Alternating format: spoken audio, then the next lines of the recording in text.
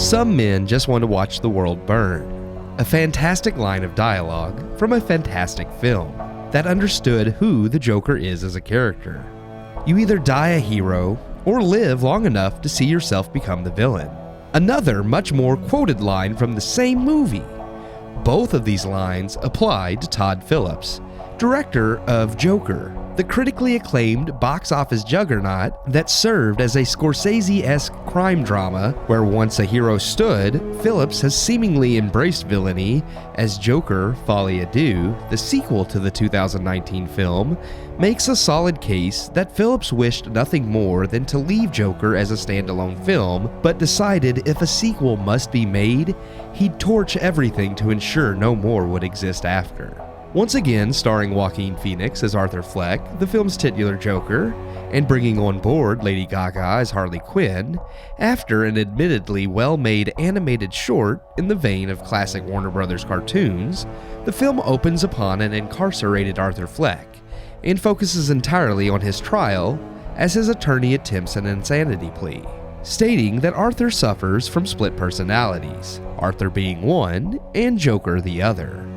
Harley, who has become obsessed with Joker, stands by his side, though her motivations aren't what fans of the comic books would expect.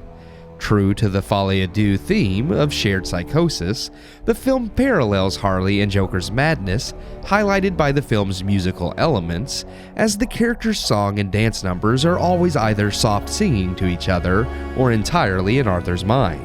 Phillips' sequel, however, is milquetoast and uninspired, and actively dismantles everything that made the first one great.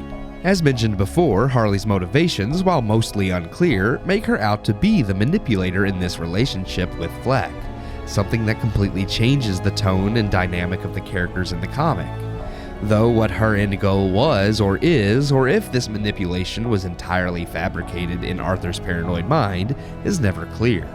Arthur himself goes backwards in character development, becoming the spineless, sniveling character from the first film, who only gains a backbone when donning the Joker makeup.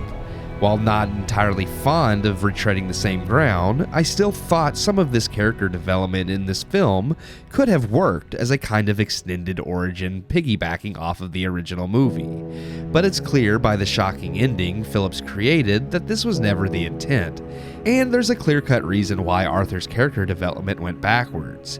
It's a definite choice made by Todd Phillips, and viewers will have to decide for themselves how they feel about the end.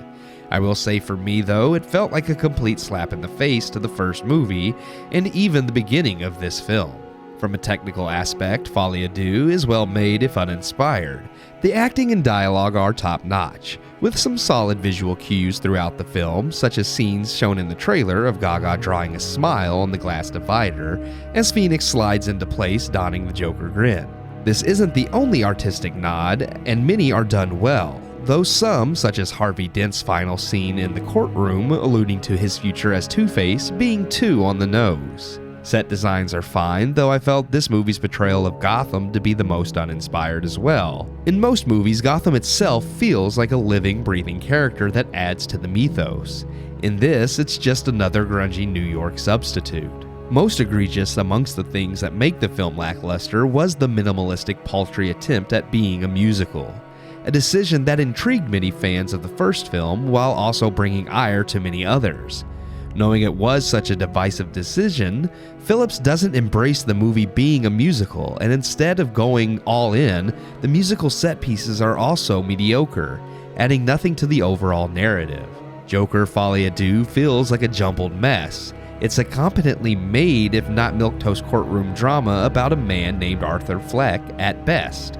Add in the fact that it's banking off the name of a major fan-favorite comic book villain, the Joker, and as a Joker film, it fails entirely. I give Joker Folie Deux 2 out of 4 stars.